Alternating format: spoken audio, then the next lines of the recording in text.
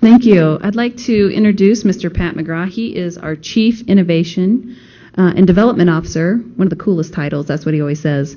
And tonight he would like to give the board a brief update on some of the choice work we've been doing in an effort to empower parents and students with the maximum opportunity to choose the best learning environments. Pat and his team have been working alongside the community relations team with Randy Barber on developing a tool that will maximize that opportunity. So with that, I'd like to introduce Pat.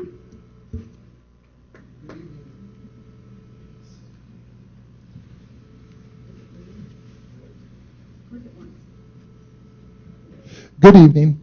I have some kind of exciting news to talk with you about tonight.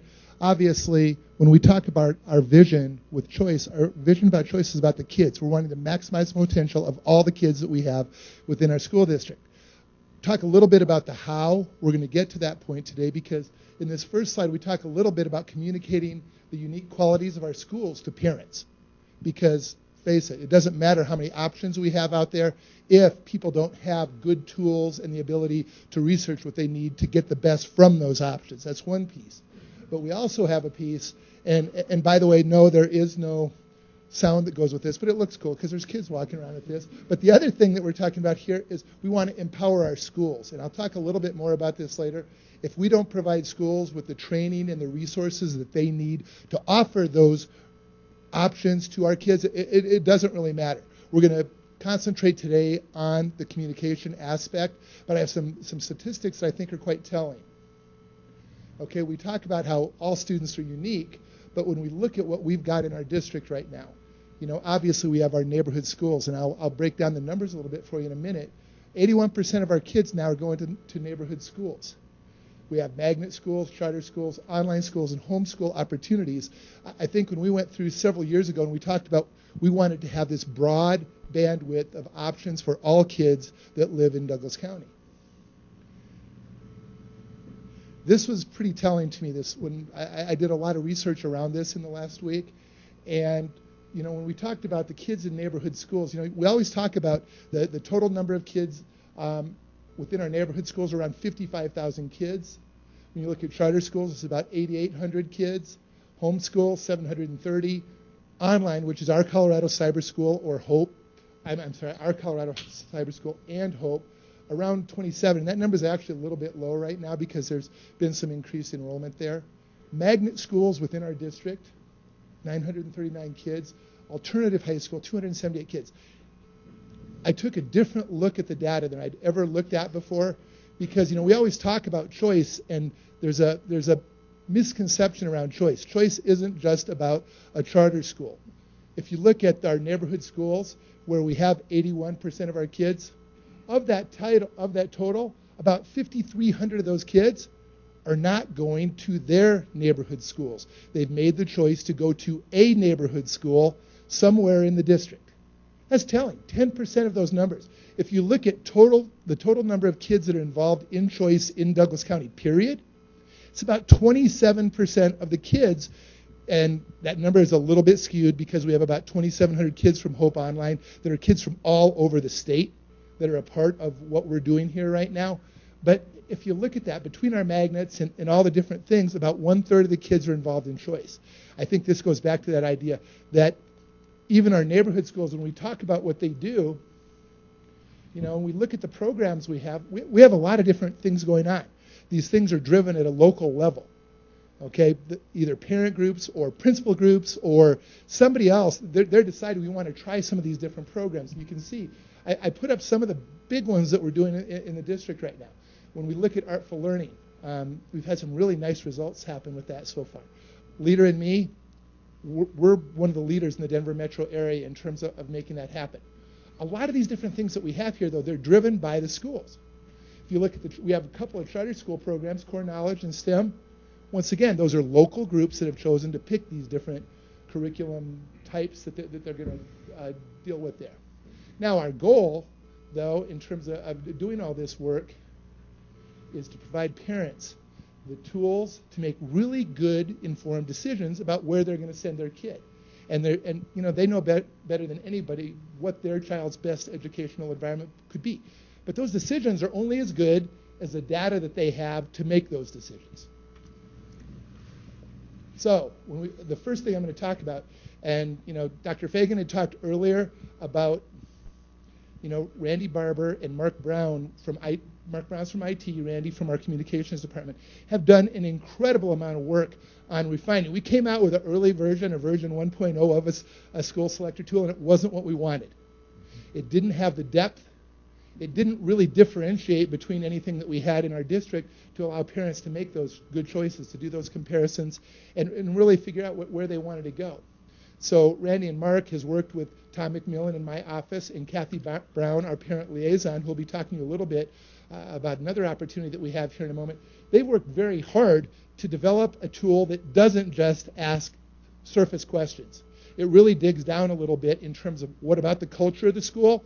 What are some of the real programs? One of the things that's easy to do, everybody has the one event day at their school that is just the coolest thing that you've ever seen. Every school has those. But it's really somewhat disingenuous to go out and market your school on the one really good day that they have that. We believe our schools do great things every day. So as a result of that, we really try in this tool to get at we have videos that they show different things that are happening on a day-to-day basis at the school. We allow the people that run those schools to describe their schools in the best way they can to our parents. So I think this tool, and it's going to be rolling out probably in the next month or so. And Randy, no, I didn't say a deadline. But we're going to roll it out as soon as we can because we really think this is going to allow parents an opportunity to take a better look at what we're going to do. For this next piece, I'd like Kathy Brown, our parent liaison, to go ahead and take the... Thanks, Pat, and good evening. So what we have coming up next, just around the corner, are our School Choice Fairs, and they're offered in 4 different regions throughout Douglas County. Because our county is so vast and huge, we really don't want parents to necessarily have to drive the 900-plus miles of the county to get a feel for their schools. So what we're doing is having schools send their representatives, bring their materials, bring teachers, bring parents, whomever they would like, to come to these fairs and to talk to the parents. Have the parents get to know what that school culture is. Have the parents get to know what the learning methods are, what the parental involvement is like, to really get a feel for that environment. And then if they want, they can set up an appointment to go and visit that school and see if that school is the right fit for their kids. We have worked with governmental organizations in the county. We've worked with parent groups in the county. MOPS is one of them that we're trying to work through, the Douglas County Parenting Coalition, to really try to get parents to participate in this event so that they can learn firsthand about the amazing schools that we have in this county, and then they can make an informed choice about which school matches their child's learning style or their child's needs. And that's hugely important. So, next slide. So then we have our open enrollment coming up, which allows parents to exercise that choice.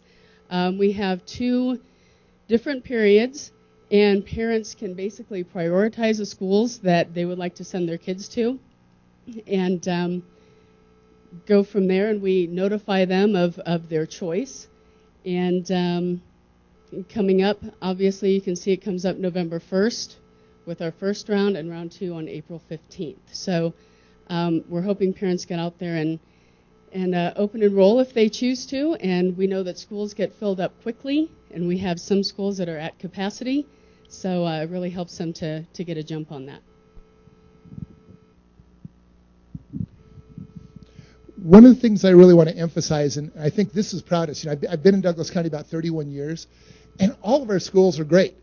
We have great choices for kids, but all of our schools don't fit for every kid. That's just the way it is.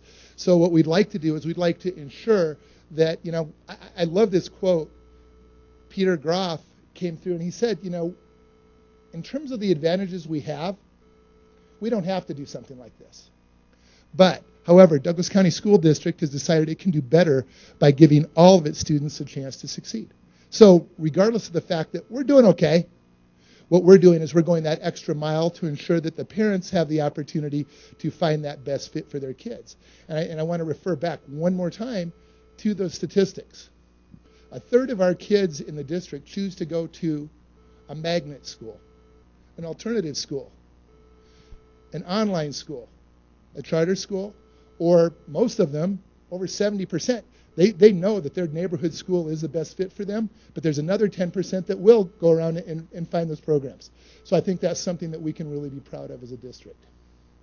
Do you have any questions for either Kathy or myself? I'm going to open with, I got a couple questions, and I guess one is really maybe more of a comment.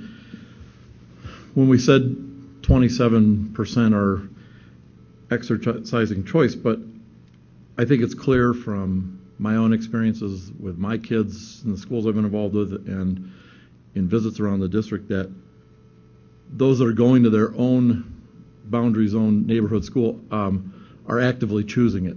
And that I think it's very important to recognize that and distinguish it, and that many that are invested in it are invested in making that neighborhood school the center of their neighborhood and a stronger choice. And just instead of being zip coded into their school, that they're there by design, that they wish to be there, and that they're choosing and championing that. And so, I would hope, and I suppose there are some that this is where you are, but I would hope that we're shooting for 100% are choosing the school their child's attending. That's, it's more than semantics, though. It really is. I think it's very important that the neighborhood school, that if it's where your home is actively chosen and championed. On the open enrollment with the 2 windows in time, what differences go on in terms of decision making or the process when you're in window number 1 versus window number 2? Can you share that? Well, there's a couple pieces of that. First of all, the people that don't necessarily get the choices that they want in the first option time, that gives them an opportunity. Remember, a lot of these schools, both neighborhood and charter schools, fill up. They meet capacity. So once those schools get to that point, parents may not get the option that they've chosen at that time. So that second window gives an opportunity for them and for other kids that move into the district after the open enrollment period, the opportunity to move schools. I think the other piece is a lot of the times there'll be either waiting lists or different things that happen so that things don't shake out exactly the way they wanted to at the end of that first period. So that gives another opportunity for parents to be able to go through and find their right fit. What about in the planning, in terms of our planning department working with principals to know what their numbers are going to look like for staffing and budgeting? Is there something that happens in the first window that's specifically giving numbers that are part of that plan, and then did the numbers in the second window change that, or do they also impact the final? I mean, I know there's an October true-up in the subsequent year, but in terms of the planning, how does that work?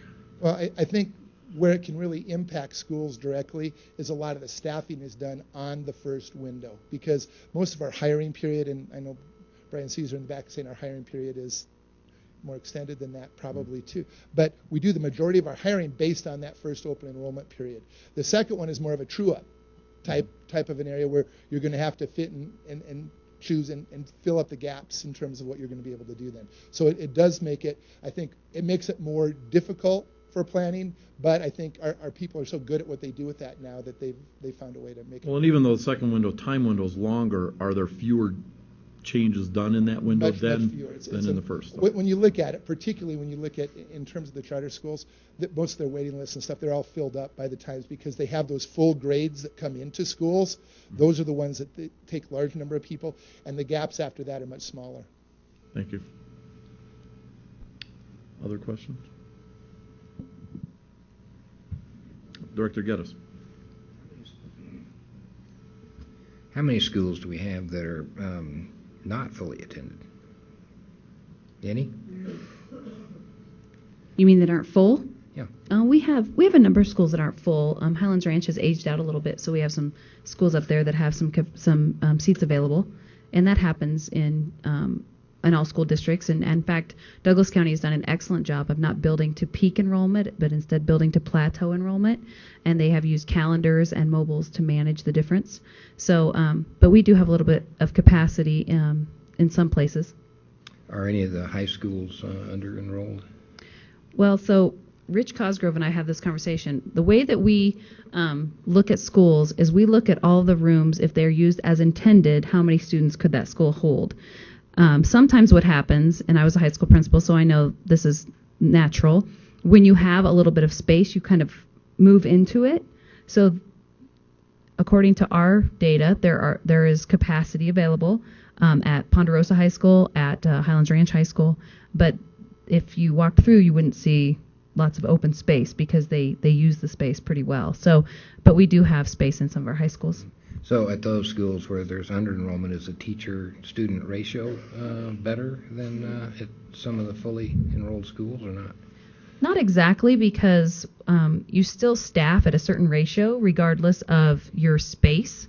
And so you still are staffing and building out sections. Students register for courses, and then you build a master schedule that has 25 to 30 students in each course, and then you hire staffing accordingly. So it really doesn't change class size all that much. The only scenario where it might is that if you have a school with a high growth neighborhood and they have a lot of last minute moves in the summer that were perhaps unanticipated, they might have to hire a teacher later or manage that by having a little higher class sizes.